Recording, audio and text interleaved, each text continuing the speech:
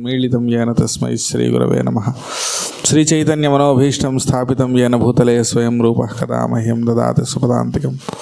वन्देऽहं श्रीगुरोः श्रीयुतपदकमलं श्रीगुरून् वैष्णवांश्च श्रीरूपं साग्रजातं सहगण रघुनाथान्वितं तं सजीवं साद्वैतं सावधूतं परिजनसहितं कृष्णचैतन्यदेवं श्रीराधाकृष्णपादान् सहगण ललिता श्रीविशाखान्वितांश्च। नमः ओं विष्णुपादाय कृष्णप्रेष्ठाय भूतले श्रीमते भक्तिवेदान्तस्वामिन्निति नामिने नमस्ते सारस्वते देवे गौरवाणी प्रचारिणे निर्विशेषशून्यवादी पाश्चात्यदेशतारिणे। हे कृष्ण करुणा सिंधो दीनबंधो जगत्पते गोपेश गोपिका कांत राधा कांत नमोस्तुते। तप्त कांचन गौरांगी राधे वृंदावनेश्वरी वृषभानुसुते देवी प्रणमामि हरिप्रिय। वाञ्छाकल्पतरुभ्यश्च कृपा सिन्धुभ्य एव च पतितानां पावनेभ्यो वैष्णवेभ्यो नमो नमः। जय श्री कृष्ण चैतन्य प्रभु नित्यानंद श्री अद्वैत गदाधर श्रीवासादि गौर भक्त वृंद। हरे कृष्ण कृष्ण कृष्ण हरे हरे हरे राम राम राम हरे हरे। मुखं करोति वाचालं पंगुं लंघयते गिरिं यत्कृपातमहं वन्दे श्रीगुरुं दीनतारिणम्। हरे कृष्णा। तो ये बहुत पवित्र मास है कार्तिक मास। कार्तिक मास को वैष्णव संप्रदाय में दामोदर मास कहते हैं। इसको दामोदर मास कहते हैं। असल में 12 मासों का 12 नाम है, केशव नारायण माधव गोविंद ऐसा। हाँ, तो चैत्र से स्टार्ट करके हाँ चैत्र मास को केशव, वैशाख नारायण, वैशाख मास को क्या बोलते हैं? नारायण मास। हाँ, ज्येष्ठ को माधव ऐसा। तो 12 मास को 12 नाम है। ऐसा कार्तिक मास का नाम है दामोदर मास। इसको दामोदर मास इसलिए कहा गया कि इस महीने में बहुत सारे भगवान के बहुत महत्वपूर्ण विशेष लीलाएं घटित हुई है, और जिसमें से ये दामोदर लीला जो वहाँ पर यशोदा माई दामोदर जी को बांध देती हैं उखल से, वो वाली जो लीला है वो भी दिवाली का दिन, दीपावली का दिन ही हुआ है। दीपावली आने वाली है। तो दीपावली असल में मुख्य रूप से रामचंद्र विजयोत्सव के रूप में मनाया जाता है। राम जी रावण को संहार जिस दिन किए, असल में संहार वाले दिन नहीं, बल्कि वो जब वापस अयोध्या लौटते हैं संहार करके, वो दीपावली का दिन है।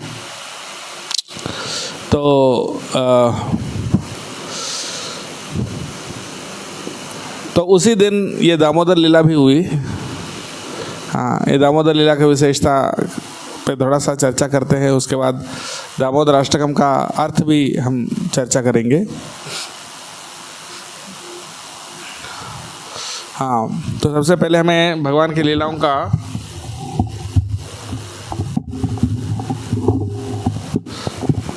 तत्व को अच्छा से समझना ज़रूरी है।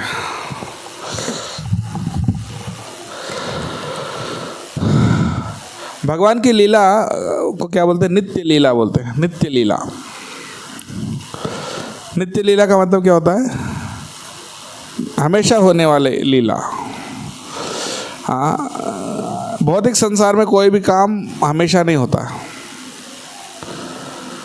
हाँ, भौतिक संसार में हमेशा कोई काम होता है, फिर ख़त्म होता है, फिर दूसरा होता है, राइट। हाँ, स्कूल जाने वाला हमारा जैसा, तो स्कूल कब तक जाते रहेंगे? ज़िंदगी भर नहीं। हाँ, कुछ समय तक स्कूल जाएंगे, उसके बाद फिर कॉलेज जाएंगे, उसके बाद फिर और पढ़ाई नहीं करेंगे, उसके बाद फिर नौकरी करेंगे, जो भी करेंगे। हाँ, तो इस तरह से जो भी हम एक्टिविटीज़ करते हैं भौतिक संसार में, वो सब टेम्पररी हैं। हाँ, उसका आदि है, उसका अंत है और परिवर्तन है। हाँ, जवानी है, जवानी शाश्वत है क्या? हाँ, नहीं है। हाँ, उसी प्रकार से वृद्धाप्य वो भी शाश्वत नहीं है। हाँ, तो इस प्रकार से हर अवस्था बदलती जाती है। सुबह होता है, सुबह के बाद फिर वो समय बदल जाता है, फिर दोपहर होता है, दोपहर के बाद शाम होता है, शाम के बाद वापस रात होता है, रात के बाद वापस दिन होता है। तो कोई भी स्थिति, कोई भी अवस्था, कोई भी कार्य निरंतर नहीं चलता, लेकिन भगवान के लीलाएं हमेशा निरंतर चलते हैं, एक ही जैसा। हाँ, तो इसको भगवान के लिए, इसलिए भगवान के लीला को नित्य लीला कहा गया, यानी भगवान का हर काम हमेशा चलते रहता है। हाँ, जैसे आप बोल सकते हैं ऐसा कैसा हो सकता है, भगवान जन्म लिए तो हमेशा जन्म लेते हैं क्या? हाँ, हमेशा जन्म लेते हैं। हाँ, भगवान श्री कृष्ण का जन्म हमेशा होता है, कहीं ना कहीं, कोई ना कोई ब्रह्मांड में, कोई ना कोई स्थान पर हमेशा कृष्ण का जन्म लीला चलते रहता है। इस वक्त जब हम बात कर रहे हैं, इसी वक्त भगवान कोई ना कोई ब्रह्मांड में क्या कर रहे हैं? जन्म ले रहे हैं।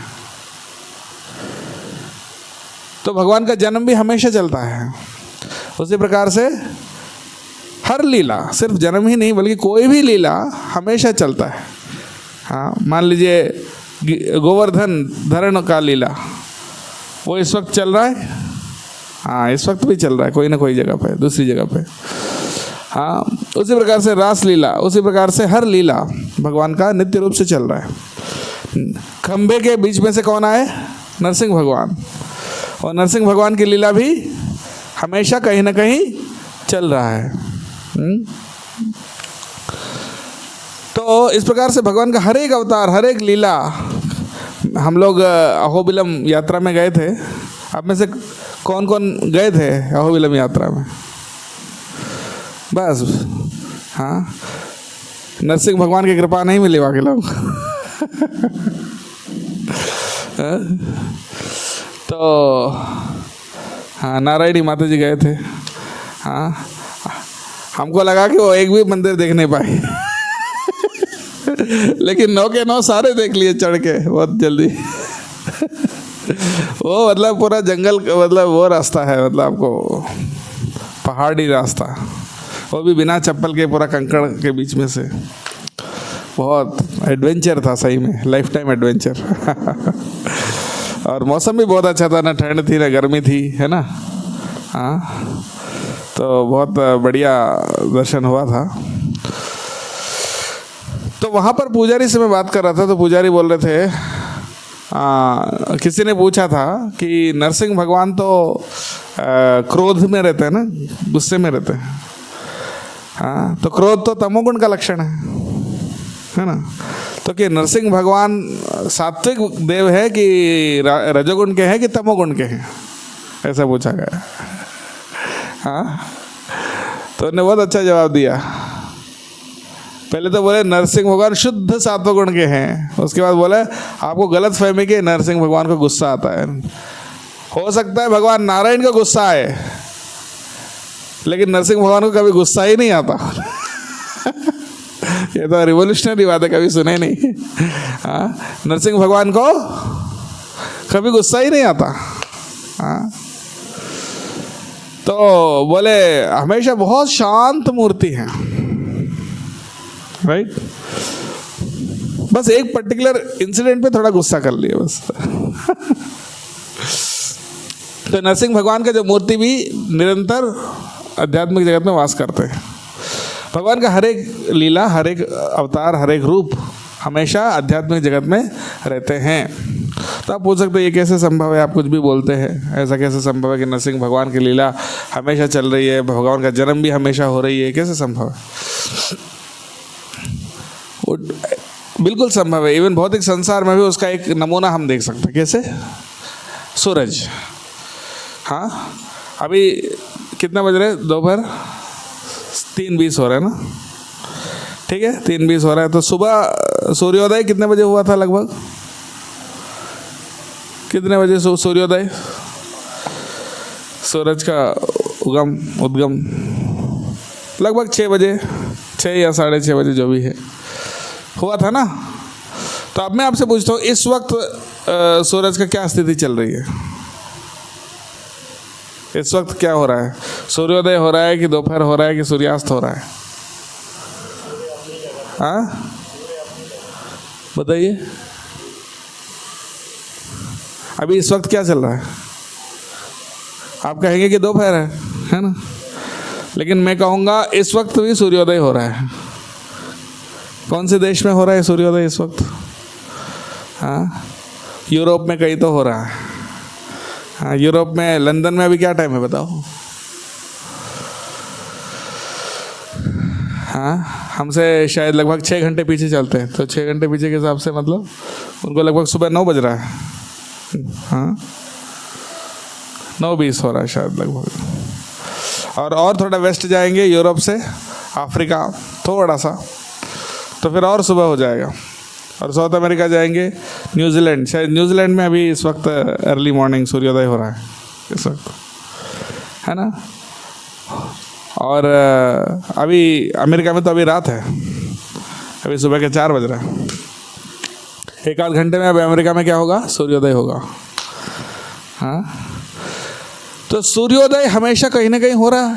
एक जगह सूर्योदय हुआ तो सूरज फिर आगे बढ़ जाता है, तो दूसरे देश में सूर्योदय होता है, फिर थोड़ी देर बाद उसके अगले देश में सूर्योदय होता है, उसके बाद अगले देश में होता है। तो सूर्योदय हमेशा कोई ना कोई जगह पे हो रहा है कि नहीं?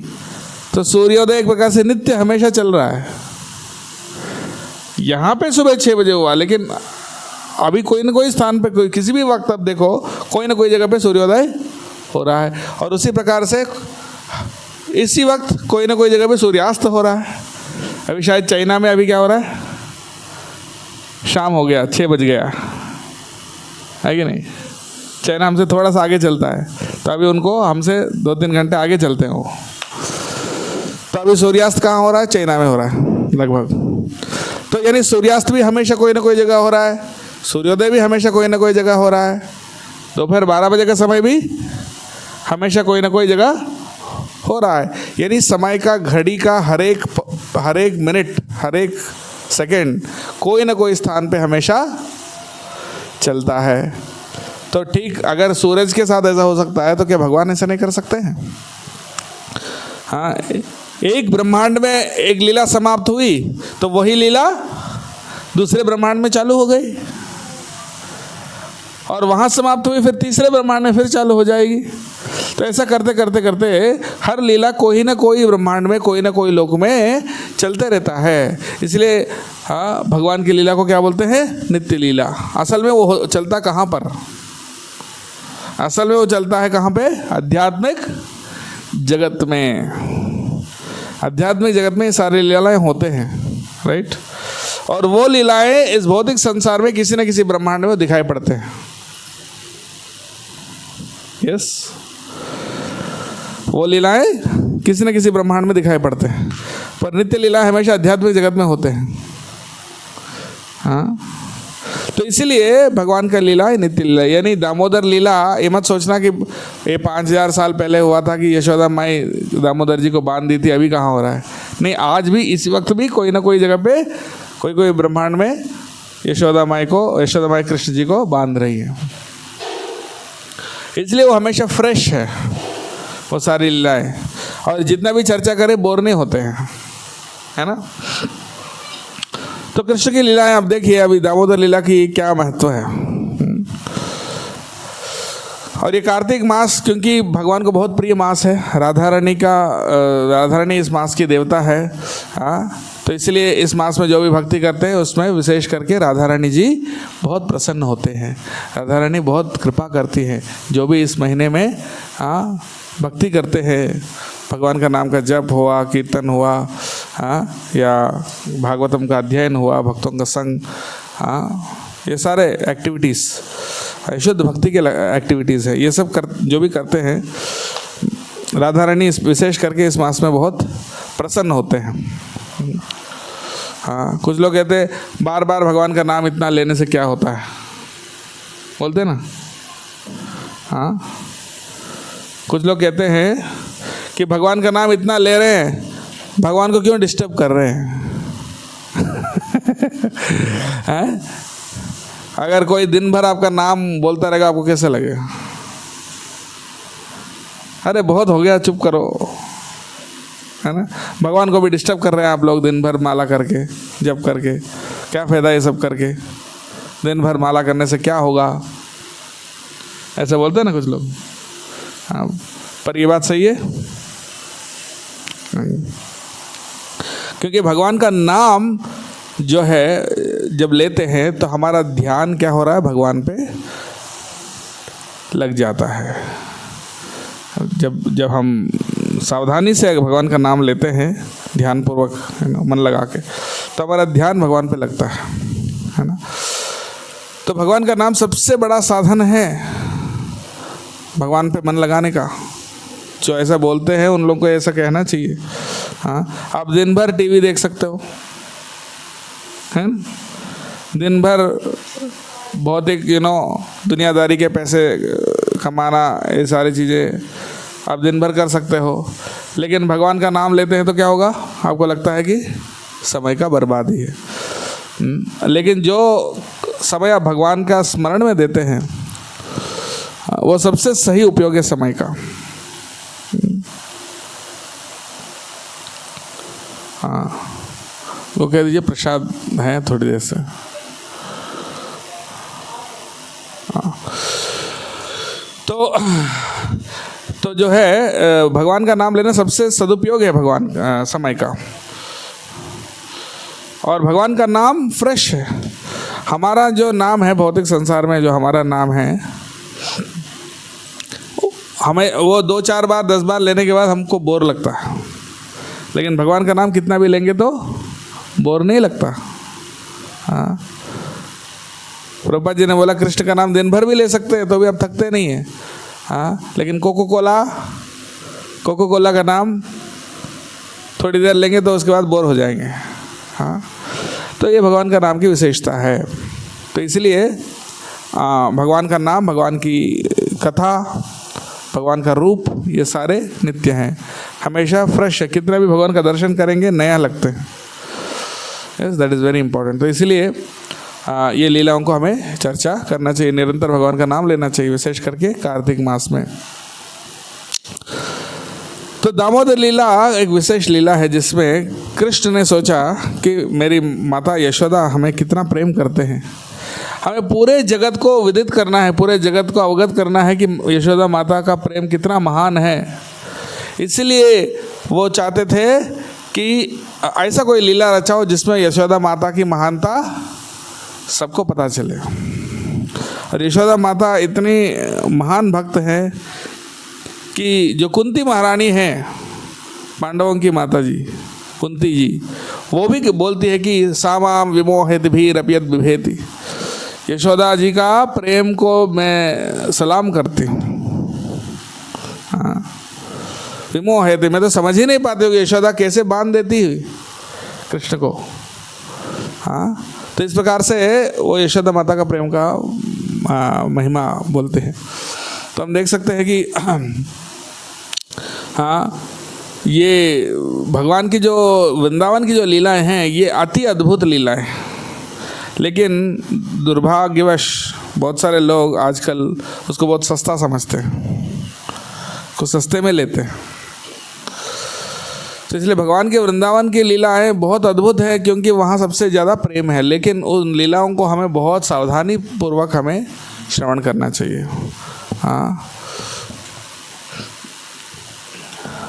प्रभुपाद जी इन लीलाओं को बहुत सावधानी से बताए, मतलब हमें सम्मान पूर्वक इन लीलाओं का श्रवण करना चाहिए, ना कि हमें समझ लेना चाहिए कि हम भी ब्रजवासी बन गए। हाँ, हमें इन लीलाओं का श्रवण सम्मान पूर्वक करना चाहिए, विधि विधान के अनुसार करना चाहिए, प्रामाणिक स्रोत से करना चाहिए। नहीं तो क्या होगा, आजकल बहुत सारे बाबा हैं जो ऐसे लीलाएं सुनाते हैं, लेकिन वो सुनकर हमें शुद्धिकरण नहीं होती। हाँ, और हमें भगवान के प्रति हम भगवान को बहुत सस्ता ले लेते हैं, बहुत सस्ते से भगवान की लीलाओं को मतलब हम अप्रोच करते हैं। तो ये अच्छा नहीं, अपराध होता है उससे। तो दामोदर भगवान श्री कृष्ण ने सोचा कि यशोदा माता का जो प्रेम है उसको मैं पूरे जगत को विदित करना, अवगत करवाना चाहता हूँ। तो दिवाली का दिन था। सो यशोदा माता ने सोचा कि आज मैं खुद अपने हाथ से मक्खन बनाऊंगी, बनाकर वो कृष्ण को खिलाऊंगी। हाँ, इसलिए और भगवान भी ऐसा कोई प्लान कर रहे थे योगमाया के साथ कि कुछ ऐसा विशेष लीला करने के लिए। हाँ, इसीलिए दिवाली के संदर्भ में सारे जो बाकी यशोदा माता की जितने भी दास दासियां हैं, वो सारे दास दासियां किसी न किसी काम में लग गए थे। हाँ, सब पूजा में लग गए थे, अलग अलग काम में लग गए थे, सब अपने घर के घरेलू काम में चले गए। राइट, तो सब अपने अपने घर में चले गए और घर में बचे कौन? सिर्फ यशोदा और कृष्ण। तो यशोदा ने कृष्ण तो सो रहा था बिस्तर पर लेटे लेटे। हाँ, और यशोदा माता एक घड़े में जो है दही को मथ रही थी। दही को मथ रही थी और वो जो क्या बोलते हैं उसको, मथनी रस्सी से उसको खींचते हुए उनके जो चूड़ियाँ हैं, उन चूड़ियों का बहुत सुंदर मधुर ध्वनि निकल रही थी, और वो चूड़ियों का आवाज़ से। और ऐसा मथते मथते वो बीच बीच में देख रही थी बेडरूम के तरफ, अंदर कृष्ण सो रहा है कि जग रहा है।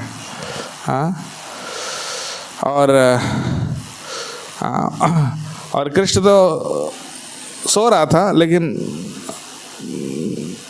जगा हुआ था, मतलब लेटा हुआ था लेकिन जगा हुआ था। वो सुन रहा था यशोदा माता का गान, वो जो गा रही थी ना कृष्ण की लीलाओं का। कृष्ण के लीलाओं के बारे में जब वो गान कर रही थी, वो गाना सुनते हुए कृष्ण सोच रहा है कि यशोदा माँ कितना प्रेम करती है और कितना खुश है।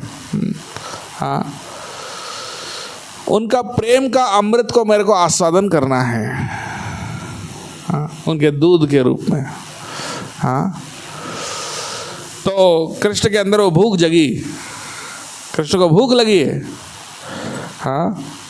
वो दूध का भूख नहीं है, वो यशोदा माता का प्रेम पाने का भूख है। और वो भूख से वो एकदम से वो चाह रहे थे कि यशोदा माता का दूध पिए। लेकिन वो सोचा कि यशोदा माँ आकर खुद उनको ले जाए।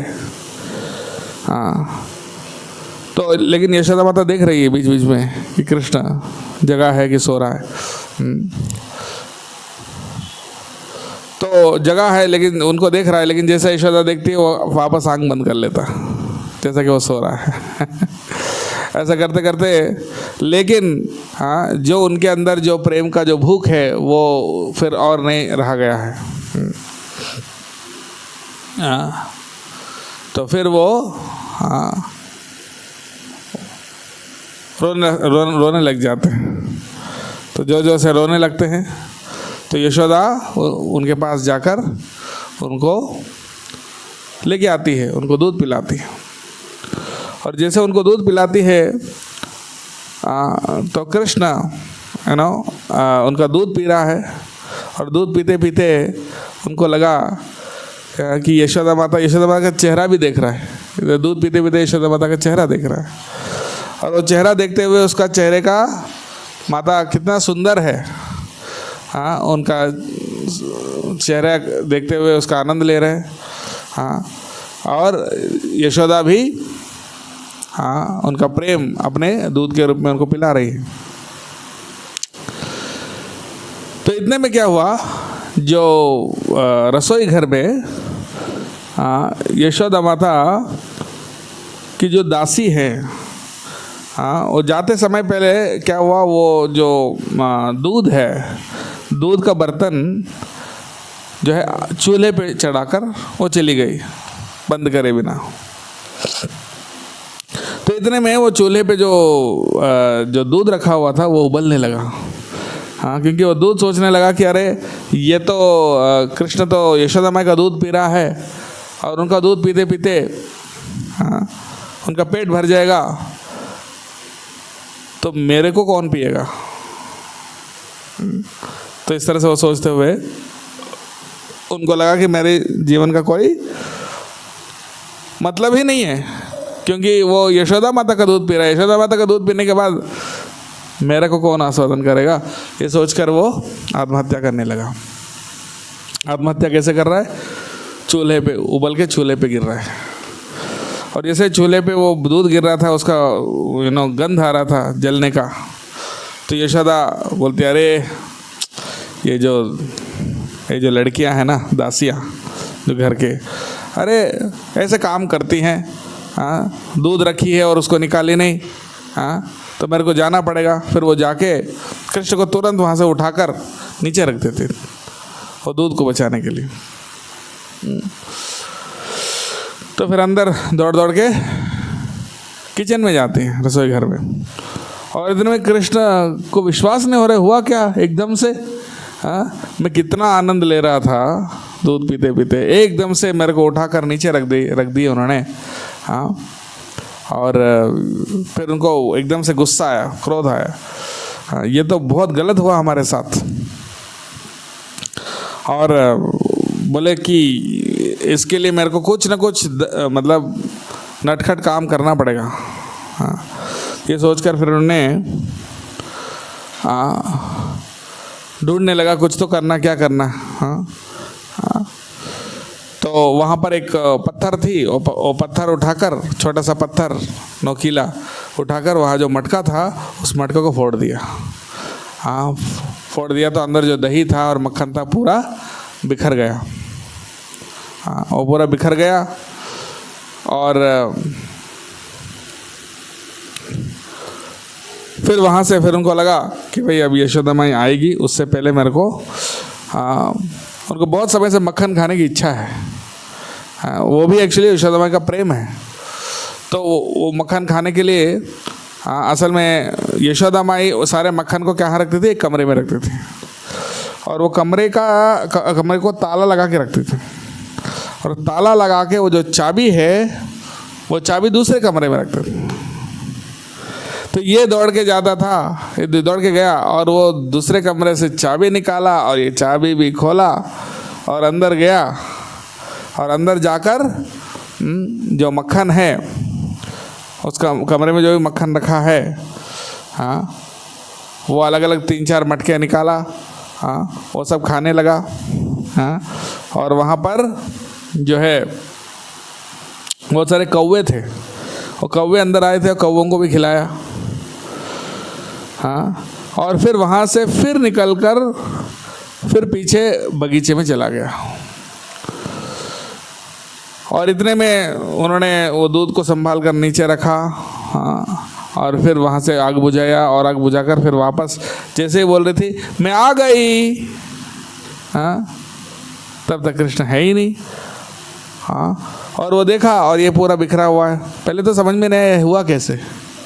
हाँ, फिर धीरे धीरे उनके छोटे छोटे कृष्ण के चरण चिन्ह उसमें दिखने लगे उस माखन में, और फिर उनको समझ में आया कि ये सब इनका काम है।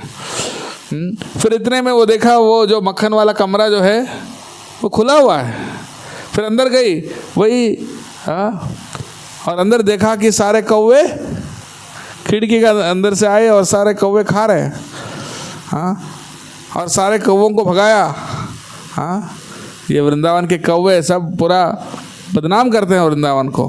हाँ, बोलकर फिर वो खिड़की बंद करी।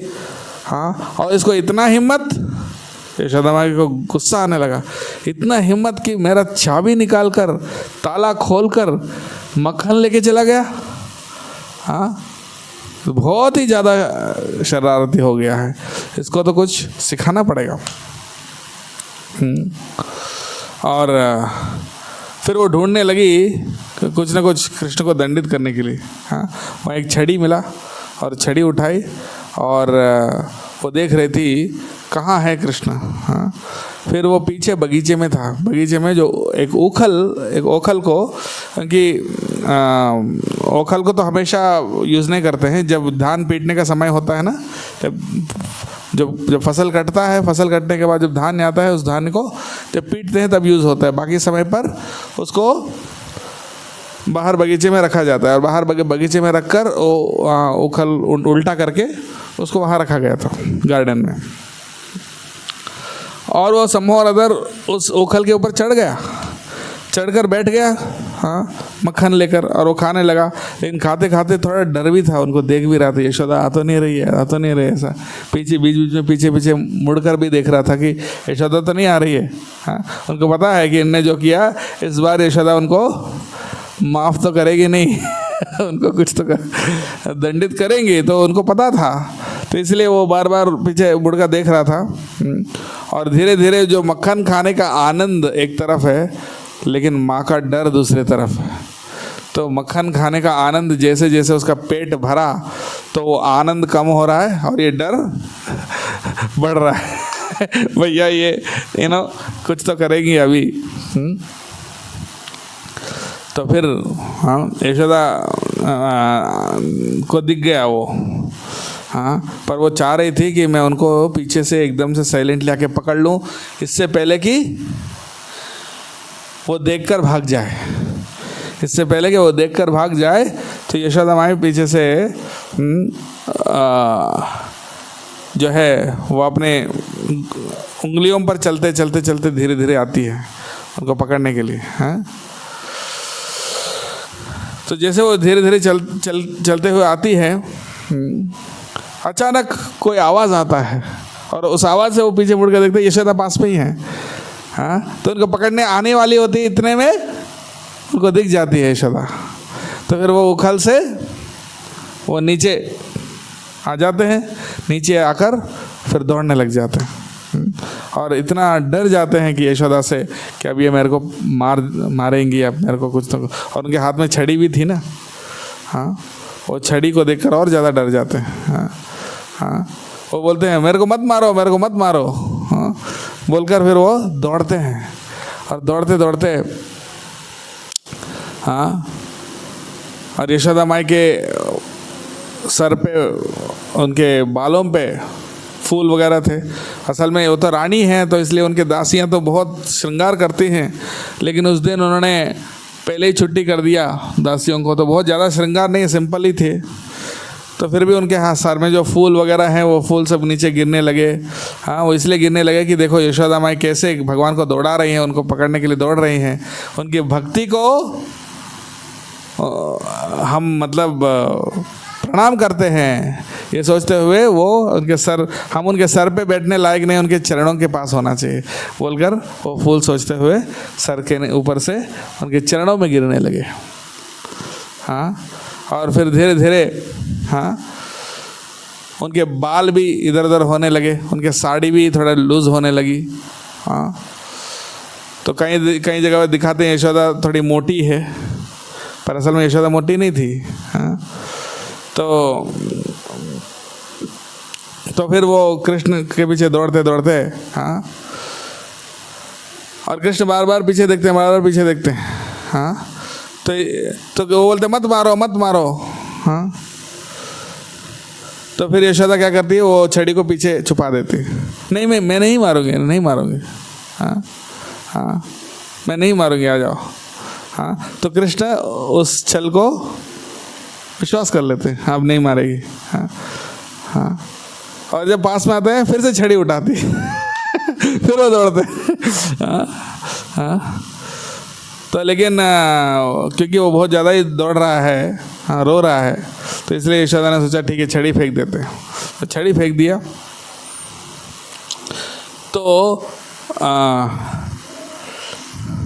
तो कृष्ण आखिरी में देखते हैं कि यशोदा इतना परिश्रम कर रही है, तो मैं उनको पकड़ में आ ही जाता हूँ, ये सोचकर हाँ, उनसे पकड़े जाते हैं। हाँ, और बोलते हैं हाँ, अब इतना शरारत किया ना, अब मैं आपको हाँ ऐसा दंड दूंगी कि दोबारा ऐसा कोई काम नहीं करे, है ना, इसको सबक सिखाना ही पड़ेगा, ये सोचकर उनको लेके आती है। और जो उखल है, उस उखल से बांधने के लिए पहले उनके जो बाल को तय करने जो रिबन होता है, उस रिबन से उनको बांधने की कोशिश करते हैं। लेकिन इतने में क्या होता है, वो छोटा पड़ जाता है, 2 उंगली कम पड़ जाता है। और ये सब तमाशा देखते हैं आसपास की गोपियाँ।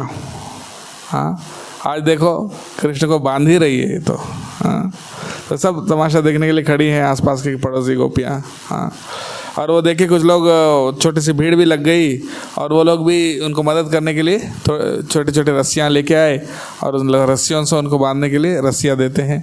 और वो रस्सी लेकर एक एक करके उनको जोड़ती हैं और उनको बांधने का प्रयास करती हैं। और कितना भी प्रयास करें, एक और रस्सी जोड़ा, उसके बाद एक और रस्सी जोड़ा, ऐसा जोड़ते जोड़ते बहुत सारी रस्सियाँ हो गई।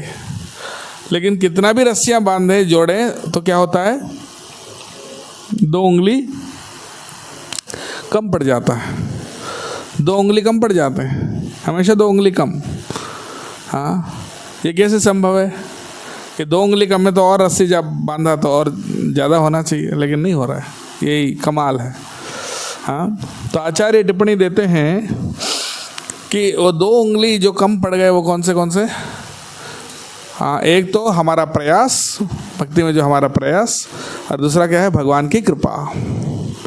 हमारा प्रयास और भगवान की कृपा, ये 2 चीज़ों की कमी है भगवान की कृपा प्राप्त करने के लिए।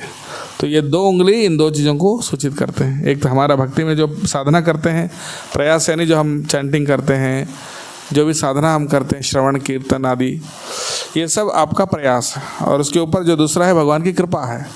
ये दोनों के कॉम्बिनेशन से ही, दोनों जब होते हैं तभी भगवान बंधे जाते हैं। तो सारे गोपियों का सारे रस्सियाँ मिलाकर भी वो कम पड़ रहा था। हाँ, लेकिन वहाँ एक कंपटीशन चल रहा था। कृष्ण नहीं बंधे जाना चाह रहे थे और यशोदा बांधना चाहती थी।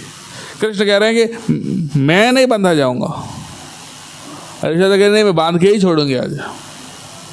तो दोनों का कंपटीशन चल रहा है, स्पर्धा चल रहा है, कौन जीतेगा।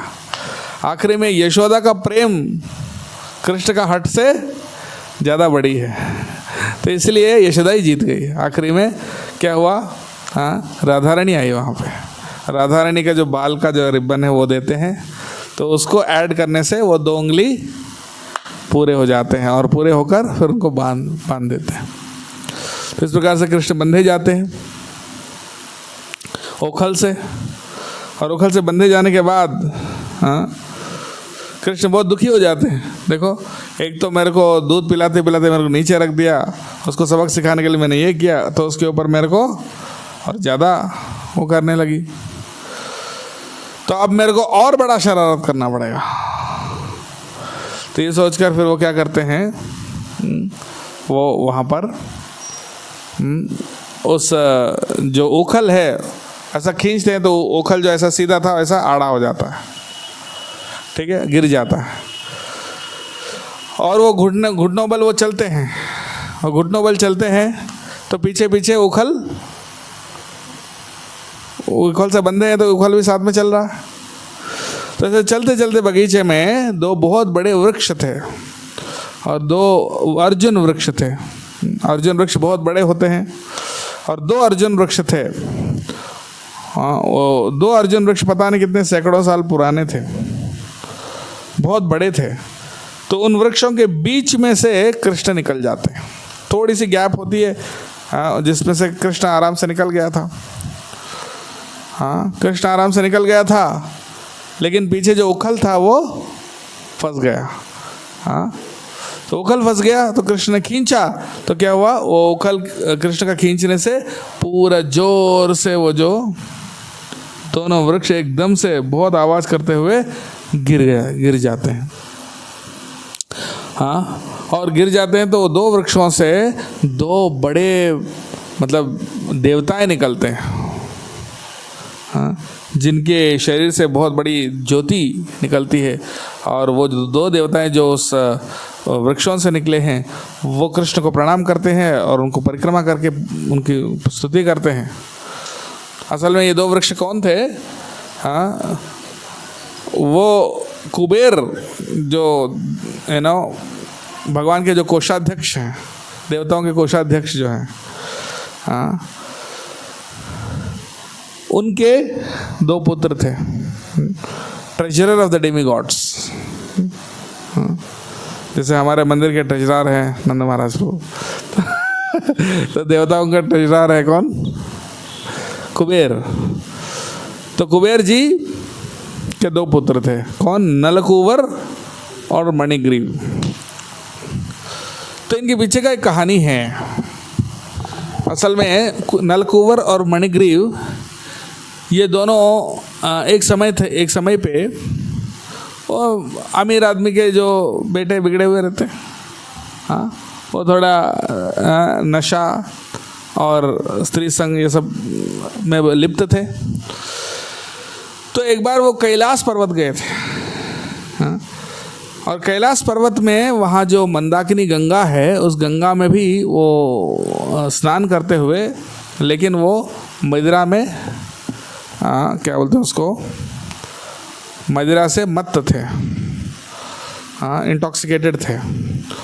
और उनके आसपास बहुत सारी सुंदर स्त्रियां थी और उन स्त्रियों के साथ वो एंजॉय कर रहे थे, हाँ, एक इंटॉक्सिकेटेड अवस्था में, हाँ। तो इसलिए वो कहते हैं कि 4 चीज़ें हैं जो व्यक्ति को अहंकारी बनाता है। कौन सा? जन्म ऐश्वर्य स्वतः श्रीभिर। एक तो बहुत अच्छे खानदान में जन्म होना, फिर दूसरा ऐश्वर्य यानी धन संपत्ति होना, फिर तीसरा श्रुता यानी हाईली एजुकेटेड होना, पढ़े लिखे होना, और चौथा श्री यानी उनका सुंदर आकृति होना। तो ये 4 चीज़ों से, 4 में से कोई भी एक चीज़ जिसके पास रहता है तो उनको बहुत घमंड होता है उस चीज़ से, और उसके कारण वो भगवान का शेल्टर नहीं ले पाते, भगवान का आश्रय नहीं ले पाते। जन्म ऐश्वर्य श्रुत श्री भेदमान मदः पुमान नैव अर्हत्य भिदा तुम वै त्वाम अकिंचन गोचरम। कुंती महारानी कहती है कि जन्म, ऐश्वर्य, श्रुत और श्री, ये चारों चीज़ों से, चारों में से किसी भी चीज़ से जो व्यक्ति घमंड में रहता है वो भगवान का नाम विवशता से नहीं लेता। हाँ, असल में जीवन की समस्याओं को हम बहुत बड़ा समझते हैं, है ना। ऐसा लगता है जब समस्या जीवन में आते हैं तो हमको कैसे लगता है कि अरे इतनी बड़ी समस्या आ गई, लगता है ना, कितनी बड़ी समस्या आ गई हमारे जीवन में, इतनी बड़ी समस्या क्यों आ गई, हमको ही क्यों आई। लेकिन असल में जीवन का कोई भी समस्या बड़ा नहीं है, क्योंकि जीवन ही बड़ा नहीं है। हाँ, तो जीवन ही बड़ा नहीं है, हम खुद ही बड़े नहीं, तो हम खुद ही इतने छोटे हैं और हमारी समस्या भी बहुत छोटी है। हाँ, लेकिन हमको उस समय पर जब समस्या आती है तो कैसे लगता है? बहुत बड़ा लगता है। हाँ, ये एक भ्रम है, भगवान ऐसा डालते हैं ताकि हम उनका शरण ले सकें। तो जब ऐसे कि व्यक्ति के पास बहुत पैसा होता है तो उनको लगता है भैया मेरे पास खूब सारा पैसा है तो मेरे को किसी चीज़ की आवश्यकता नहीं है, हम क्यों किसी को सम्मान करें, हम क्यों किसी का बात सुने, हम क्यों किसी के सामने झुकें। हाँ, जो हम चाहते हैं वही होगा, है ना। तो ऐसा उनका एटीट्यूड हो जाता है जब बहुत सारा धन होता है। तो नलकूवर और मणिग्रीव का भी कुछ ऐसा ही था। तो उस समय पर जब कैलाश पर्वत में नारद जी वहाँ पहुँचते हैं तो नारद जी शिव जी से मिलने जाते हैं, फिर वहाँ से जब लौटते हैं तो कैलाश पर्वत से जैसे वहाँ से गुजरते हैं तो गंगा में नहाते हुए इन दोनों को देखते हैं। कौन? नलकूवर और मणिग्रीव। और ये दोनों देखिए पूरे नग्न अवस्था में थे, हाँ, निर्वस्त्र थे और शराब में, नशे में, नशे में थे, और आसपास सुंदर स्त्रियां भी थी। तो उस अवस्था में जब नारद जी वहाँ पहुँचते हैं तो जो स्त्रियां थी वो तुरंत अपने वस्त्र पहन लेती हैं, अपने शरीर को ढक लेती है वस्त्रों से। लेकिन नलकूवर और मणिग्रीव को इतना नशा चढ़ा हुआ था, इतना घमंड था कि भाई वो नारद जी की तरफ देख के ऐसा इशारा कर रहे थे, तू यहाँ क्यों आ गया, तुमको यहाँ क्या काम है, तू जाओ यहाँ से। हाँ, जैसे कायदे से उनको सम्मान करना चाहिए, उनको तुरंत अपने कम से कम शरीर ढक देना चाहिए, प्रणाम करना चाहिए, कुछ नहीं किए। तो उन लोगों ने वो इसी अवस्था में रहे और नारद जी की तरफ एक अलग दृष्टि से देखने लगे, आपका यहाँ क्या काम है, जाओ जाओ यहाँ से, इस तरह से जैसा मानो ऐसा कह रहे हो। हाँ, और उनको इतना भी बेसिक कर्टसी नहीं था कि अपने शरीर को ढके। तो नारद जी समझ गए कि भाई इनको इतना मद चढ़ गया है कि उनको समझ में नहीं आ रहा है कि भाई क्या करना चाहिए क्या नहीं करना चाहिए। तो इसीलिए बोले, और उनके ऊपर दया आई। देखो, देवताओं के पुत्र, कुबेर के पुत्र होकर, कुबेर बहुत बड़े भक्त हैं भगवान के, उनके पुत्र होकर वो इतने निर्लज्ज हो गए। तो इसलिए उनको तुरंत शाप दिया नारद जी ने, हाँ, कि आप देवता होकर भी इतना जड़ हो गए कि आपको होश ही नहीं है। तो इसलिए आप सबसे जड़ जीव क्या होता है, प्राणी? वृक्ष होता है, क्योंकि उसको धूप हो, हवा हो, पानी हो, कोई उसको काटे, उसको कुछ फर्क पता ही नहीं चलता है। तो ऐसे ही आप जड़ प्राणी बन जाओ, वृक्ष बन जाओ, ऐसा बोलकर श्राप देते हैं। हाँ, और तब जाके उनको थोड़ा सा होश आता है, तो फिर उनको माफ़ी मांगते हैं। तो बोलते हैं, लेकिन आपका उद्धार कौन करेंगे? भगवान श्री कृष्ण आकर करेंगे।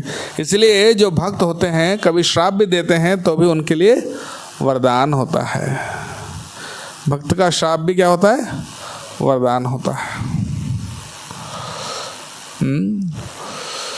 तो इसलिए उनने तुरंत, लेकिन नारद जी की कृपा से वो वृक्ष तो बन गए, लेकिन कहाँ बने वृक्ष? नंद महाराज के आंगन में बने।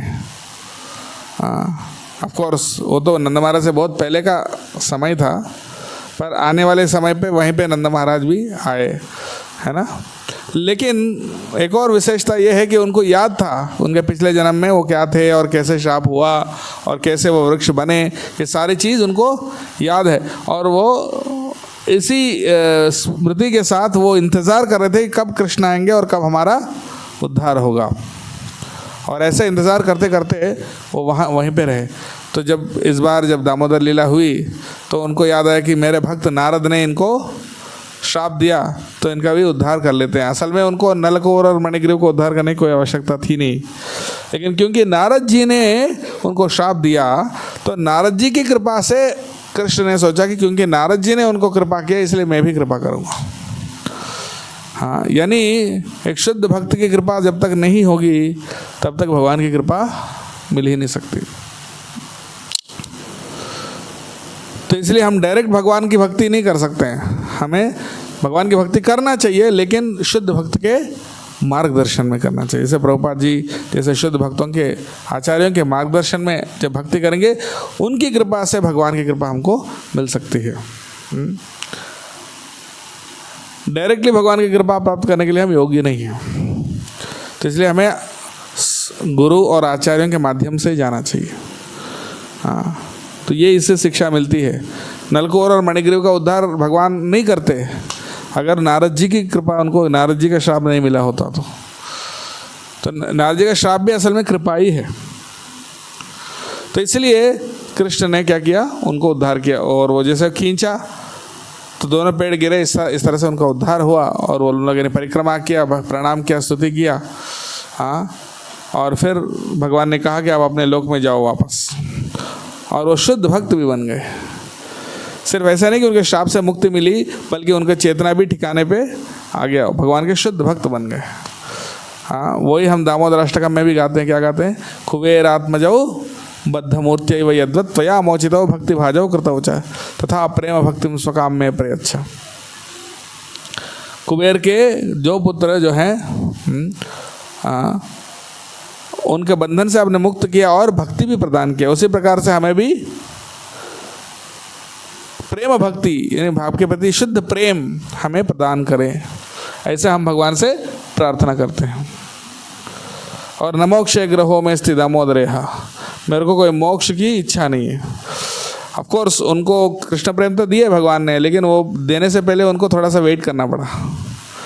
ऐसा नहीं कि श्राप दिया और अगले दिन ही उनको प्रेम मिल गया, ऐसा नहीं। काफ़ी लंबे समय, पता नहीं कितने सैकड़ों साल उनको वृक्ष के रूप में वहाँ वेट करना पड़ा ना। तो कभी कभी भगवान हम सबको भगवान कृपा करेंगे, कृष्ण प्रेम देंगे, लेकिन भगवान थोड़ी हमारी धैर्य की परीक्षा लेते हैं। ऐसा नहीं कि भैया 1 साल हो गया, 2 साल हो गया, 5 साल हो गया, हाँ अभी तक हमारा भक्ति में कोई प्रगति नहीं हुआ, हमारे आंखों से आंसू नहीं आ रहे हैं, नाम में रुचि नहीं है, कुछ नहीं है, तो हम भक्ति में प्रगति कर रहे हैं कि नहीं, ऐसा हमको डाउट होता है। हाँ, साल तो बीतते जा रहे हैं लेकिन भक्ति में हमारी कोई प्रगति हो नहीं रही है, ऐसा लगता है। तो इसलिए वो प्रगति तब होगा हाँ जब हम प्रॉपर तरीके से भक्ति करेंगे, यानी भक्तों के निर्देशन में भक्ति करेंगे ठीक से। हाँ, क्योंकि भक्ति का प्रोसेस काम करता है, लेकिन वो इफेक्टिविटी इस पे डिपेंड करता है कि आपका एटीट्यूड पे। हो सकता है कोई भक्ति कर रहा है, कई जन्म तक कर रहे हैं, फिर भी उनको कृष्ण प्रेम नहीं मिला, अगर वो अपराध करते हैं। लेकिन अगर अपराध से मुक्त होकर अगर भक्ति करते हैं तो एक ही जन्म में मिल सकता है। उस कृष्ण प्रेम के लिए आप कितना लालायित हैं, कितना आप उसको चाहते हो, कितना लालच है आपको कृष्ण प्रेम प्राप्त करने के लिए, वो भगवान देखते हैं। अगर हम बोलते हैं ठीक है हमें कोई अर्जेंसी नहीं, कृष्ण प्रेम नहीं भी मिलेगा तो चलेगा, बाद में मिलेगा तो चलेगा, ऐसा हमारा एटीट्यूड रहता है। हाँ, इसलिए हम सोचते हैं कि हाँ हम सबको पता है कि अपराध करेंगे तो क्या होगा, भगवान की भक्ति नहीं मिलेगी, फिर भी हम करते हैं। क्योंकि इसका मतलब क्या है, हमको कृष्ण प्रेम प्राप्त करने की कोई जल्दी नहीं है, कोई ईगरनेस नहीं है, तभी तो करते हैं। अगर स्टूडेंट एग्जाम के लिए पढ़ाई ठीक से नहीं कर रहा है, खेल रहा है, मस्ती कर रहा है, इसका मतलब क्या है, उसको पास होने की कोई स्ट्रॉन्ग डिज़ायर नहीं है। मतलब वो बोले पास नहीं भी हो तो मेरे को कोई दिक्कत नहीं, फ़र्क नहीं पड़ता। जब ऐसे सोचेगा तो पढ़ाई करेगा नहीं, लेकिन ऐसे सोचेगा नहीं मेरे को पास होना ही पड़ेगा, नहीं तो फिर ये मेरा लाइफ एंड डेथ का क्वेश्चन है, मेरे को पास होना ही चाहिए, तब वो बहुत सीरियसली पढ़ेगा, राइट। तो उसी प्रकार से अगर हम भक्ति को सीरियसली नहीं कर रहे हैं, इसका मतलब क्या है, हम कृष्ण प्रेम प्राप्त करने के लिए इंटरेस्ट नहीं है, हमको इंटरेस्टेड नहीं है। हाँ, तो इसलिए अगर हम सीरियस हैं तो भी भगवान तुरंत नहीं देते, थोड़ा समय लेते हैं, थोड़ा और हमारी इच्छा को शुद्ध करते हैं। भगवान क्यों टाइम लेते हैं कृपा करने के लिए, क्योंकि हमको शुद्ध बनाना चाहते हैं। हाँ, हमारी इच्छा को और शुद्ध और तीव्र बनाने के लिए कृष्ण क्या है, थोड़ा सा विलंब करते हैं। हाँ, आपका मन को और शुद्ध बनाने के लिए, और भगवान के लिए आप ज़्यादा और तड़पे हैं, और ज़्यादा भगवान की कृपा के लिए लालायित हों। हाँ, जैसे बिल्ली चूहा को पकड़ता है ना, बिल्ली चूहा को पकड़ता है खाने के लिए, तो कैसे पकड़ता है, तुरंत पकड़ के खा जाता है क्या, नहीं, थोड़ा खेलता है उसके साथ, पकड़ता है फिर छोड़ता है, फिर वो दौड़ता है, फिर पकड़ता है, फिर छोड़ता है, ऐसा थोड़ा इधर आगे पीछे से खेलते खेलते खेलते खेलते आखिरी में एकदम से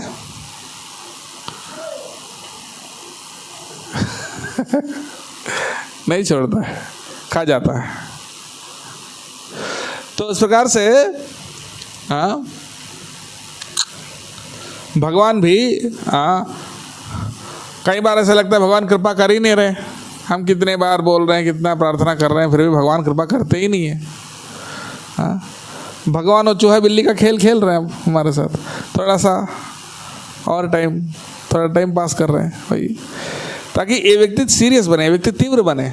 और जब आपका तीव्रता बहुत एकदम तीक्ष्ण हो जाए, तब जाके भगवान एकदम से कृपा करता है। प्रहलाद महाराज को भी कितना टॉर्चर किया हिरण्यकशिपु ने।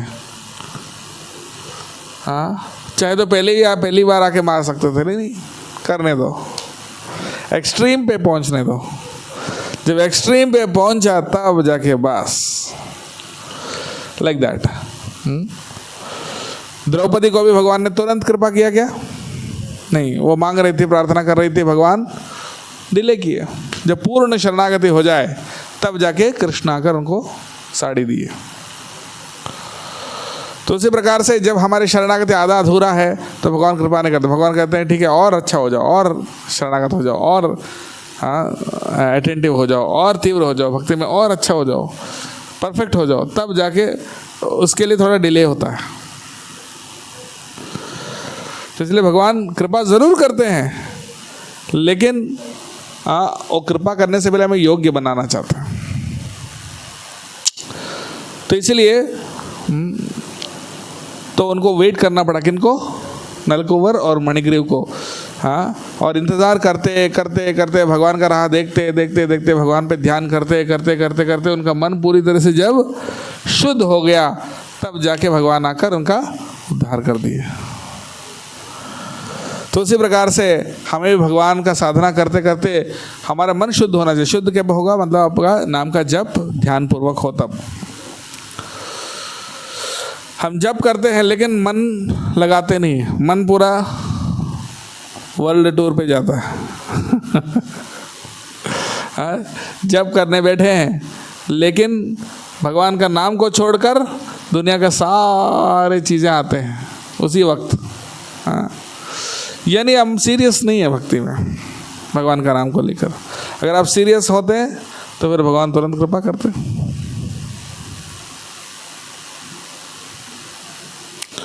तो इस प्रकार से तो फाइनली उनकी कृपा मिली और उनका उद्धार हुआ। तो जैसे ही वो 2 पेड़ गिरे, बहुत बड़ा आवाज़ आई, और वो आवाज़ को देखकर सुनकर सारे व्रजवासी दौड़ दौड़ के आ गए। क्या हुआ, क्या हुआ? और सारे व्रजवासी जो हैं, ये खबर नंद महाराज को बताए, नंद महाराज प्रभु को, नंद महाराज प्रभु नहीं, नंद महाराज को नंद महाराज को बताए। तो नंद महाराज भी आए, यशोदा माई भी आई, सब आए और बोले देखे क्या हुआ। हाँ, और इतना बड़ा पेड़ गिरा, अगर हाँ कृष्ण के ऊपर गिर जाता तो क्या होता। हाँ, ये बहुत बड़ा हादसे से बच गया। हाँ, ये कैसे हुआ? नंद महाराज पूछने लगे। हाँ, तो कृष्ण बोले माता ने मेरे को बांध दिया रस्सी से। अच्छा, माता ने बांध दिया? हाँ, ये तो बहुत गलत किया। मेरे राज्य में हाँ ऐसा अन्याय को हम होने नहीं देंगे, तो इनको दंडित करेंगे माता जी को। तो जैसे नंद महाराज ने बोला कि माता जी को दंडित करेंगे, तो कृष्ण ने सोचा कि अब माता जी को दंडित नहीं करना, तो शायद वो सही में दंडित कर देंगे माता जी को। तब तक ऑलरेडी यशोदा रो रही थी कि अरे मैंने कितने बड़े भूल किया, इनको बांधा, और अगर पेड़ गिर जाता तो क्या होता, मेरे वजह से हुआ ये सब, ऐसे सोच के बहुत खेद कर रही थी। हाँ, तो इसलिए जब वो नंद महाराज बोले कि अब मैं इनको दंडित करूँगा, हाँ, तो कृष्ण को लगा सही में दंडित तो नहीं कर दें, तो इसलिए वो दौड़ के गया माता जी के पास। और पहले तो माता जी का माता जी बोल रही कि आप आओ कृष्ण मेरे साथ पास। वो बोले नहीं, मैं नहीं आऊँगी, आपने मेरे को बांध दिया।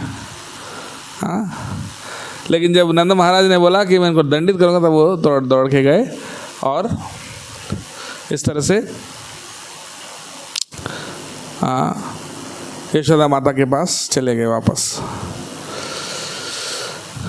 तो इस लीला से भगवान ये शिक्षा दे रहे हैं। बहुत सारी शिक्षाएं हैं इस लीलाओं से जो हम ले सकते हैं। सबसे पहली शिक्षा ये है कि कृष्ण को किससे बांध सकते हैं? भक्ति से बांध सकते हैं, प्रेम से ही बांध सकते हैं, और किसी चीज़ से नहीं। और दूसरा क्या है? दूसरी शिक्षा ये है कि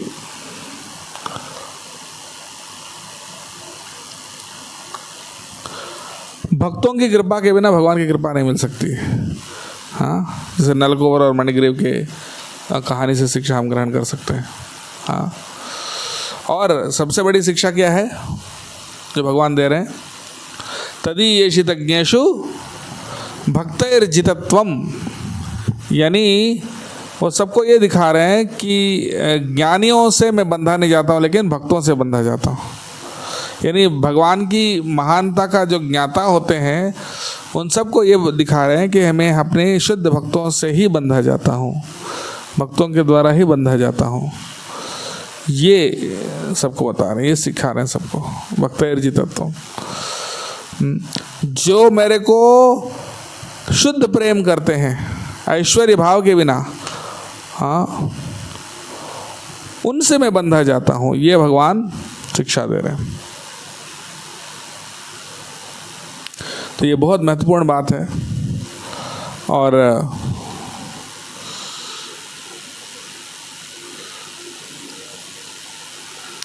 देखिए वैकुंठ में बहुत सारे भक्त भगवान की भक्ति कर रहे हैं, सेवा कर रहे हैं। बहुत सारे ऋषि मुनि तपस्या कर रहे हैं, बहुत सारे योगी ध्यान कर रहे हैं भगवान के ऊपर, लेकिन भगवान उतने आसानी से उनको दर्शन नहीं देते। उनसे बंधे जाना तो दूर की बात है, उनको दर्शन तक भी नहीं मिलता इतना आसानी से। हाँ, लेकिन वृंदावन वासी उनको, उनका प्रेम से उनको आसानी से जीत लेते हैं, कंट्रोल में रखते हैं। तो ये शिक्षा भगवान दे रहे हैं कि जिनका शुद्ध प्रेम है उनसे मैं बंधा जाता हूँ। और वो शुद्ध प्रेम कैसे प्राप्त करें? क्या ऑलरेडी है? हाँ? किन किन को शुद्ध प्रेम है भगवान के प्रति? हाथ उठाइए। शुद्ध प्रेम है भगवान के प्रति? है तो हाथ उठाइए। हाँ, सब हम्बल है, सीख गए हम्बल बनना। शुद्ध प्रेम नहीं है। हाँ, शुद्ध प्रेम है हमें अपने शरीर से, हाँ, अपने भौतिक चीज़ों से, भौतिक संसार से। तो इसलिए वो भगवान के प्रति प्रेम डेवलप करने के लिए क्या करना? साधना भक्ति करना चाहिए। प्रभुपाद जी चैतन्य महाप्रभु ने जो प्रोसेस दिया, भगवान का नाम का जप, हाँ, हरे कृष्णा कृष्णा कृष्णा हरे हरे, हरे राम राम राम हरे हरे, इसका ध्यानपूर्वक जप करना, कीर्तन करना। अपराधों से बचना। 10 प्रकार के अपराध हैं। हाँ, कौन कौन जानते हैं 10 अपराध? कौन से कौन कौन जानते हैं 10 अपराध? बस, बाकी कोई नहीं जानता। 10 अपराध नहीं जानते हैं? हाँ, चलो कौन कौन जानते हैं कम से कम 10 अपराध हैं, इतनी बात जानते हैं? बोले वो कौन से ये नहीं जानते, लेकिन 10 अपराध को हमें अवॉइड करना चाहिए, ये जानते हैं। हाँ, तो 10 अपराध को वह कंठस्थ करना चाहिए। हाँ, पहला अपराध क्या है? भगवान नाम के प्रचार में संपूर्ण जीवन समर्पित करने वाले भक्तों की निंदा करना, यानी भक्तों की निंदा करना। दूसरा, शिव ब्रह्मा आदि देवताओं को भगवान के समान समझना या उनसे अलग भी समझना, ये अपराध है। तीसरा, गुरु की अवज्ञा करना, यानी कि उनके आदेशों का पालन ना करना, उनको सम्मान नहीं करना। और चौथा, शास्त्रों का, हाँ, वैदिक शास्त्रों और उनके अनुगामी शास्त्रों की निंदा करना। शास्त्रों में सब, अरे ये तो सब झूठ है, ये सब सही में नहीं होता है, ऐसा वैसा एग्जैगरेटेड है, तो शास्त्रों की निंदा करना। 5वां, हाँ, काल्पनिक समझना। अरे बोलते हैं एक बार नाम लो तो आपको इतने जन्मों का पाप खत्म होता है, ये सब चीज़ें काल्पनिक है, सही में नहीं होता है। ऐसा सिर्फ हमको एनकरेज करने के लिए बोला गया, हाँ, ताकि आप लोग करें। हाँ, कुछ लोग बोलते हैं ना असल में नरक और स्वर्ग कुछ होता नहीं है। लोगों को पाप करने से, गलत करने से डराने के लिए ऐसा बताया गया कि नरक होता है ना। असल में कुछ नहीं होता है, ऐसा काल्पनिक है। ये सब क्या बोलते हैं, बड़ा चढ़ा के बता दिया गया। ऐसा सोचना भी अपराध है। असल में सच वास्तव है जो भी शास्त्रों में कहा गया। फिर छठा, अर्थवाद, यानी नाम को अलग अलग अर्थ बताना। हाँ, अर्थवाद। असल में अर्थवाद क्यों नहीं करना? बिकॉज भगवान का नाम का अर्थ क्या है? भगवान का नाम का कर अर्थ नहीं है, भगवान नाम ही सबसे बड़ा अर्थ है। यानी भगवान कृष्ण ही कृष्ण का नाम है, वो सबसे असली अर्थ ये है। और सातवां, ये सबसे घिनौना अपराध है। कौन सा? नाम के बल पर पाप करना। सबसे बड़ा अपराध पहला है और सबसे घिनौना अपराध सातवां है। किसी ने पूछा पहला अपराध बड़ा है कि सातवां अपराध बड़ा है? बड़ा तो पहला है और सबसे गंदा और घिनौना सातवां है। नाम के बल पर पाप करना, यानी देखो हम तो भक्ति तो करते हैं, माला तो करते हैं, ठीक है ना, तो थोड़ी सी हम अगर पाप कर लिए, गलत काम कर लिए, तो क्या होगा? भगवान माफ़ कर देंगे, क्योंकि हम माला कर रहे हैं ना, इसलिए भगवान माफ़ कर देंगे। हाँ, तो ऐसे सोचकर हम गलत काम जब करने के लिए प्रस्तुत होते हैं। नामनो बलात् यस्य ही पाप बुद्धि। नाम के बल पर पाप करना, यानी नाम कर रहे हैं तो इसलिए चलेगा, हम थोड़ा पाप भी कर लेंगे तो नाम के प्रभाव से ख़त्म हो जाएगी। थोड़ा पाप कर लो, चलो कोई दिक्कत नहीं। हाँ, ऐसा सोचना। हाँ, मंदिर में बताया गया कि ये काम मत करो, कोई बात नहीं, हम कर लेंगे, कुछ नहीं, ज़्यादा से ज़्यादा क्या होगा, थोड़ा डांट देंगे, चलेगा, ऐसा सोचता हूँ। हाँ, ऐसा सोचकर फिर वो वही करते हैं। तो इस तरह से नाम के बल पर पाप कर रहे हैं। और फिर आठवां है कर्म कांड के समान समझना। हम तो नवरात्र करते हैं, गणेश जी की पूजा करते हैं, हाँ, शिवरात्रि का उत्सव मनाते हैं। हाँ, अभी तो पूरा फेस्टिवल सीजन चल रहा था ना अभी तक। पहले गणेश जी का हुआ, उसके बाद देवी जी का हुआ, उसके बाद कौन सा? लक्ष्मी जी, दिवाली अभी। हाँ, तो इस तरह से एक एक देवता का बारी चलती रहती है। हाँ, हम इस्कॉन भी जाते हैं और ये भी करते हैं, कोई दिक्कत नहीं। हाँ, हम सबके लिए समान हैं। हाँ, हम निष्पक्ष हैं, चाहे वो गणेश हो चाहे कृष्ण हो, हम सबके लिए समान हैं, हम भेदभाव नहीं करते। हाँ, ऐसा सोचना, ऐसा नहीं। हाँ, तो ऐसा नहीं करना, हमें पूरी तरह से पूर्ण शरणागति एक जगह होना चाहिए, पूर्ण विश्वास एक जगह होना चाहिए। नहीं तो फिर कोई आपको बचाए नहीं। हाँ, एक बार एक आदमी नाव में था, नाव डूब रहा था, और नाव डूब रहा था और प्रार्थना किया, हाँ, हे दुर्गा माता हमें बचाओ। हाँ, फिर भी डूब रहा था। फिर बोला हे शंकर जी हमें बचाओ, तब भी डूब रहा था। फिर बोले हे गणेश जी, तब भी डूब रहा था। फिर ऐसे सबका नाम लेते लेते कोई नहीं आया और डूब गया पूरा। और फिर वो गया नरक में। बोले पूछे यमराज जी से, भाई हमने सबका नाम लिया, कोई नहीं बचा है। तो बोले पहले तो आपने दुर्गा जी का नाम लिया, तो शेर के ऊपर बैठी थी चलने के लिए आपके पास। हाँ, इतने में आपने शंकर जी का नाम ले लिया। तो बोले अच्छा, अभी शंकर जी का वो बुलाया था, वो आएंगे। तो वो शेर से उतर गए, वापस पीछे चले गए। और शंकर जी को बुलाया तो शंकर जी नंदी के ऊपर बैठे थे, चलो इसको उद्धार करते हैं। इतने में क्या हुआ, फिर अब गणेश जी का नाम लेने लगे। फिर शंकर जी ने बोला अच्छा गणेश जी को बुला रहे तो वो जाएंगे। फिर वो वापस आ गए। फिर गणेश जी जाने लगे, इतने में तुम हनुमान जी को बुलाने लगे। इसलिए सबको कन्फ्यूजन हो गया, आप कौन जाएगा। तो बोले कोई जाने वाला था, इतने में आपने दूसरों को बुला लिया। तो कहने का मतलब हमें एक यानी शरणागति भगवान के प्रति ही होना चाहिए। ये गीता की शिक्षा है। अन्य देवताओं को ना पूजी बो, शास्त्र क्या कह रहा है, ये हमारा कहना नहीं है, ये भगवत गीता में भगवान कह रहे हैं। हाँ, कामैस्तैस्ते हृतज्ञाना प्रपद्यन्ते अन्य देवता, जो दूसरी देवताओं की पूजा करते हैं उनका ज्ञान काम वासना के द्वारा हर लिया गया है। तो हमें भगवान को फॉलो करना चाहिए या गांव का रीति रिवाज फॉलो करना चाहिए?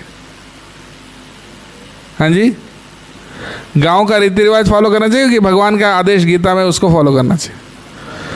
भगवान का आदेश गीता में स्पष्ट है, अन्य देवताओं की पूजा नहीं करना।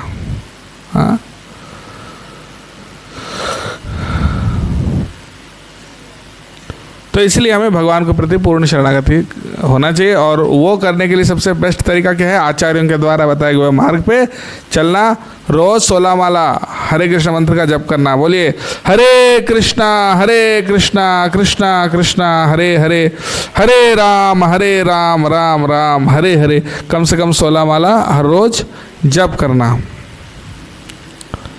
और 4 नियमों का पालन करना। 4 नियम कौन से?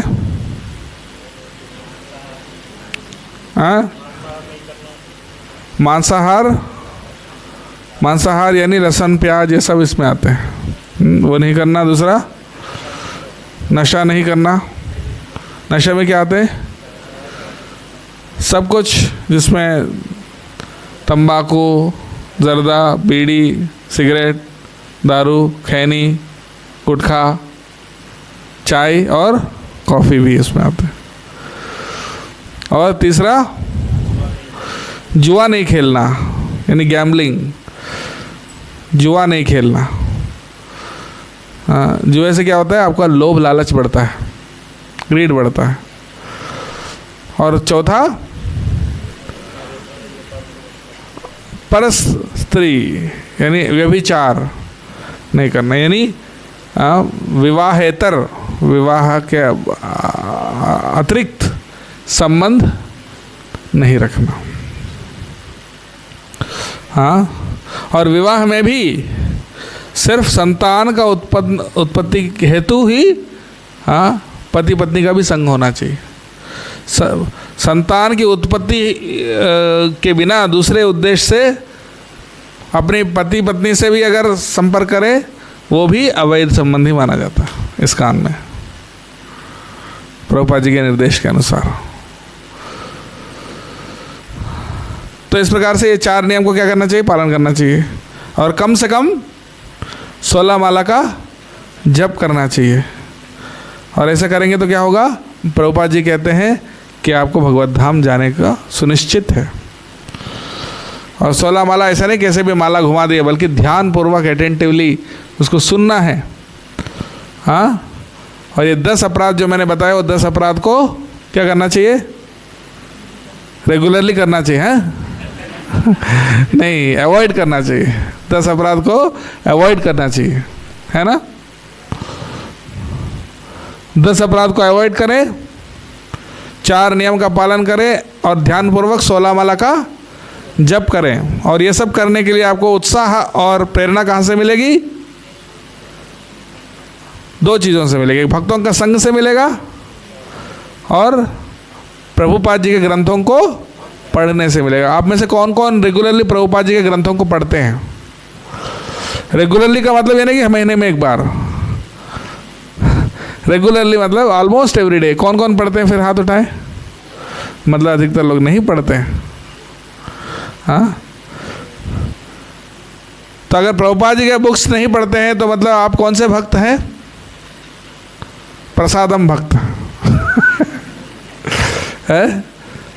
जो प्रभुपाद जी के बुक्स पढ़ते हैं वो कौन से भक्त हैं? भगवान के भक्त हैं। और जो प्रभुपाद जी के बुक्स नहीं पढ़ते हैं वो प्रसादम भक्त हैं। तो आप कौन से भक्त हैं? प्रसादम भक्त। हमें भगवान के भक्त बनना चाहिए, तो प्रसादम अपने आप मिलेगा। तो इसलिए ये सब करिए। प्रभुपाद जी के बुक्स यहाँ अवेलेबल हैं बाहर, प्रभुपाद जी के बुक्स जरूर ले जाइए, डेली पढ़िए। कार्तिक मास में डेली आपको व्रत लेना चाहिए। कार्तिक मास में कम से कम इस मास में हर रोज़ आप आदत शुरू करिए प्रभुपाद जी के बुक्स पढ़ने का। कौन कौन डेली कोशिश करेंगे कम से कम कार्तिक मास में डेली प्रभुपाद जी का बुक्स पढ़ने का? ज़रूर, हिंदी में भी है, छोटे बड़े सब हैं, ले जाइए, डेली पढ़िए। और जो माला नाम का जप नहीं करते वो क्या करेंगे? आज से भगवान का नाम का जप शुरू करेंगे। बहुत आसान है। हाँ, माला लीजिए, बोलिए हरे कृष्णा कृष्ण कृष्ण हरे हरे, हरे राम राम राम हरे हरे। इसका रोज़ जप करिए। शुरू कीजिए 1 माला या 2 माला से, पर रोज़ उसको विदाउट फेल रोज़ करिए और धीरे धीरे उसको बढ़ाते हुए, हाँ, 1 से 2, 2 से 4, 4 से फिर 6, ऐसा करते करते बढ़ाते बढ़ाते 16 तक पहुंच सकते हैं। हाँ, और लेकिन बढ़ाना तब जब आपको लगे कि मैं इसको मेंटेन कर पाऊँ। ऐसा नहीं कि आपने बढ़ा दिया वापस घटा दिया, फिर बढ़ा दिया फिर घटा दिया, ऐसा नहीं करना। जो आप माला जितना संख्या करते हैं उसको क्या करना है? मेंटेन करना है। 2 माला करते हैं तो रोज़ 2 माला, 4 माला करते हैं तो रोज़ कम से कम 4 माला, ऐसा। और जब आपको लगे नहीं मैं थोड़ा और बढ़ा सकता हूँ, तो फिर कोई अच्छा एकादशी या कोई अच्छे दिन में फिर थोड़ा और बढ़ा दें। और प्रभुपाद जी ने बोला 16 माला कम से कम जप करना, धीरे धीरे आप 16 तक पहुंच सकते हैं। ठीक है। और 16 माला जप करने के बाद, और ये 4 नियम भी पालन करते हुए जब आप अच्छे से करेंगे, प्रभुपाद जी का बुक्स पढ़ेंगे, तो फिर धीरे धीरे इस्कॉन में कई सारे गुरु हैं जो दीक्षा देते हैं, तो दीक्षा भी आप आगे चल के ले सकते हैं। ठीक है।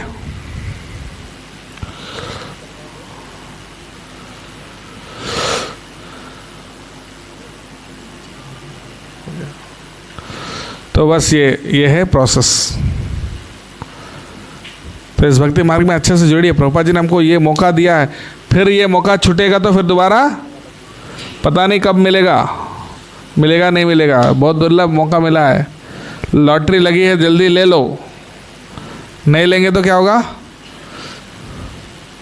फिर छूट जाएगी।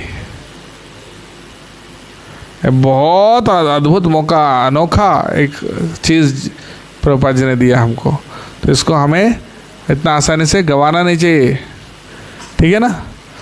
तो इसलिए इसको फॉलो करिए, जप करिए, भक्तों के संग में आइए, भगवान को भोग लगाकर प्रसाद खाइए, बुक्स पढ़िए, और जितना यथाशक्ति सेवा कीजिए, प्रचार कीजिए। हाँ, और जो भी आप में से गृहस्थ हैं जो अर्न करते हैं, अपनी अर्निंग का कम से कम, प्रभुपाद जी ने तो बोला 50%, 50% नहीं तो कुछ ना कुछ शुरुआत में दान करें हर महीना, फिर धीरे धीरे उसको बढ़ाएं हर महीना। तो इस प्रकार से आप भगवान की सेवा करें। और अगर भगवान की इच्छा है तो बहुत जल्दी ही यहाँ पे एक बहुत बड़ा भव्य मंदिर का निर्माण शुरू होगा। हरि बोल। उसमें सबको तन मन धन से भगवान की सेवा करना और मंदिर बनाने में योगदान देना।